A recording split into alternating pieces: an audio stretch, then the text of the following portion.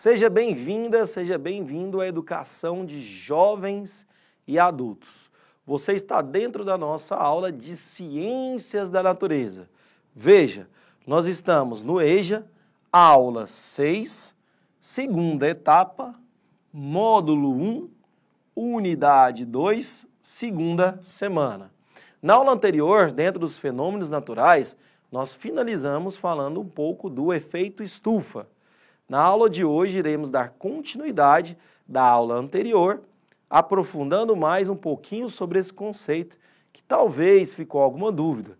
Será que o efeito estufa é prejudicial? Será que o efeito estufa é benéfico para o ser humano? Então essa dúvida você vai tirar na nossa aula de hoje. Vem aqui comigo para a gente relembrar o desenho da aula anterior. Veja, a partir do Sol, nós temos emissão de raios solares. Esses raios solares, dentre os raios solares infravermelho ou também ultravioleta, ele chega no nosso planeta Terra. Essa camada que está aqui representada é a camada de ozônio, que está dentro de algo bem importante que a gente viu na aula passada. A camada de ozônio fica localizada dentro da nossa estratosfera.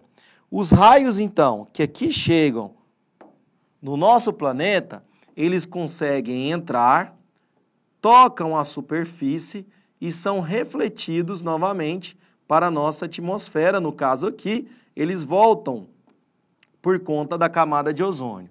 Observem que nesse desenho, algumas indústrias, alguns veículos, algumas ações causadas pelo homem vão fazer um buraco. Esse buraco é conhecido como buraco na camada de ozônio. Esse buraco vai fazer com que o agravamento, guardem essa palavra, do efeito estufa, aumente a temperatura, consequentemente em graus Celsius, do planeta Terra. Esse aumento da temperatura vai provocar, por exemplo, o degelo das calotas polares, entre outros fenômenos. Animais como os pinguins e os ursos polares são diretamente afetados por conta do agravamento do efeito estufa. Ou seja, o efeito estufa, de forma natural, ele é benéfico para o nosso planeta, uma vez que ele ajuda na manutenção do equilíbrio térmico. Ele permite que exista a vida. Por conta de ações antrópicas, ou também denominadas antropomórficas, causadas pelo próprio homem, como carros, ônibus, motos, ar-condicionados, alguns refrigeradores, sprays, foguetes, aviões, entre outros, nós vamos ter gases poluentes emitidos para a nossa atmosfera, gerando um buraco na camada de ozônio, agravando assim o efeito estufa, prejudicial, agora sim, por conta de ações causadas pelo próprio ser humano. Então, de forma natural, o efeito estufa é benéfico. De forma artificial, gerada pelo próprio homem, o efeito estufa, juntamente com o seu agravamento, ele é prejudicial, causando um desequilíbrio ecológico. Pois bem, dentro aqui da nossa tabela que trouxemos para vocês, nós temos alguns poluentes e nós vamos destacar cada um deles para vocês. Um dos poluentes conhecidos como óxido de enxofre, ele vai ter fontes antropogênicas e naturais. Dentro das fontes antropogênicas, a combustão em refinarias, centrais térmicas. Já dentro das fontes naturais, nós temos como, por exemplo, o vulcão, ou seja, o vulcanismo e também processos biológicos. Do óxido de enxofre, que é um gás, nós passamos para o óxido de nitrogênio, outro gás.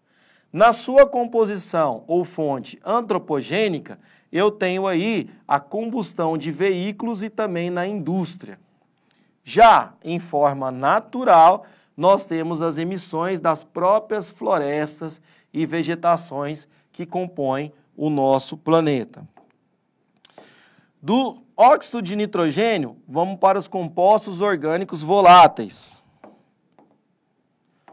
Quais seriam eles, professor? Pois bem, os compostos orgânicos voláteis nós só temos por ações antropogênicas, que estão presentes em refinarias, petroquímicas, evaporação de combustíveis e solventes. Vale ressaltar que dentre os combustíveis que nós tratamos aqui, nós ressaltamos os combustíveis fósseis, aqueles combustíveis que são fontes não renováveis de energia, que provém inclusive do próprio petróleo.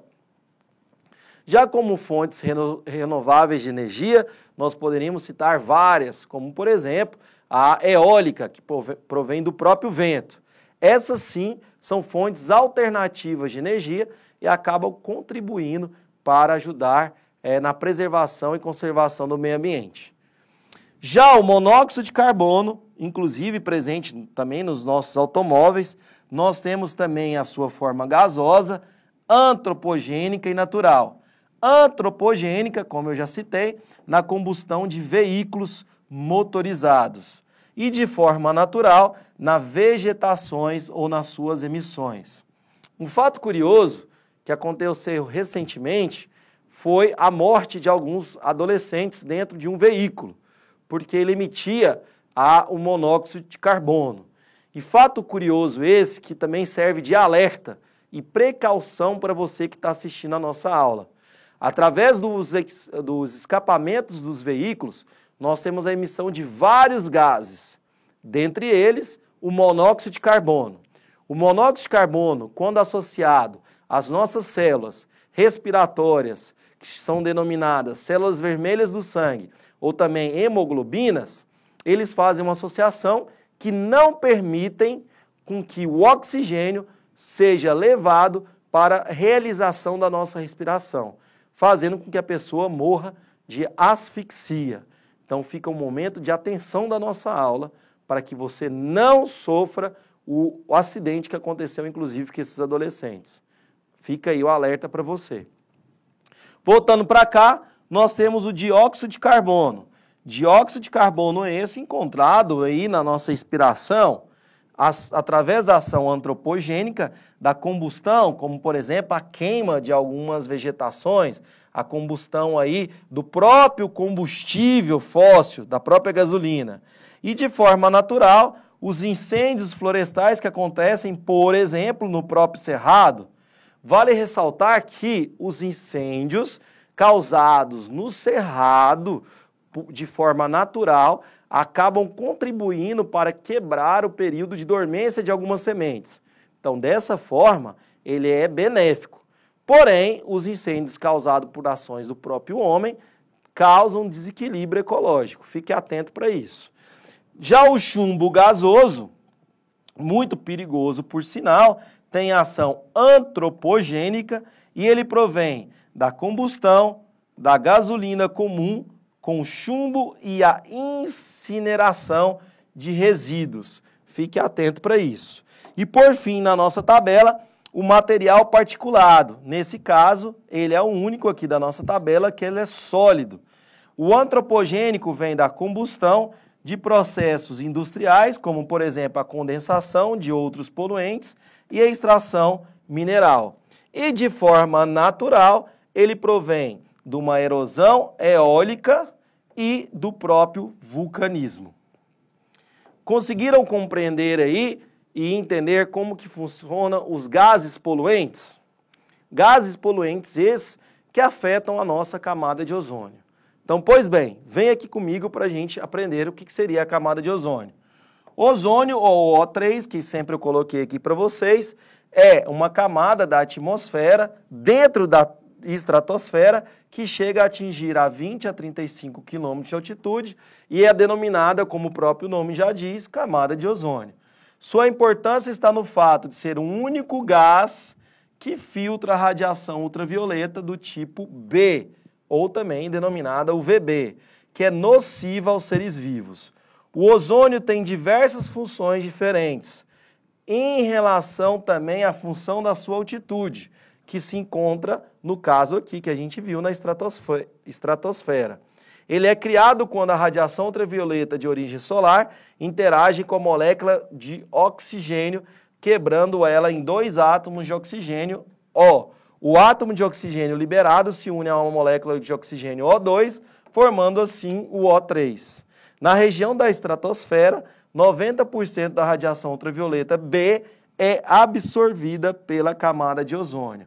Dessa maneira, se a gente contribui para a quebra da camada de ozônio, que está na estratosfera, nós vamos também contribuir para aumentar os casos de câncer de pele, ou também chamados de carcinoma epiteliais, por conta da incidência da radiação solar. Ok? Dentro das camadas da atmosfera, nós também temos outras, que nós vimos na aula anterior. Vamos colocar elas em ordem? Então, observem. Nós temos, então, a camada onde vivemos, que é a troposfera. Logo acima da troposfera, nós temos a estratosfera. A camada do meio é a mesosfera. A camada mais acima, a termosfera. E, por fim, a exosfera, que inclusive fica localizado aí os nossos foguetes, o foguete do conhecimento aqui da educação dos jovens e adultos. No caso dos seres humanos que são expostos a essa radiação, podem desenvolver câncer. E esse câncer de pele tem e deve ser tratado. Ponto de atenção também da nossa aula.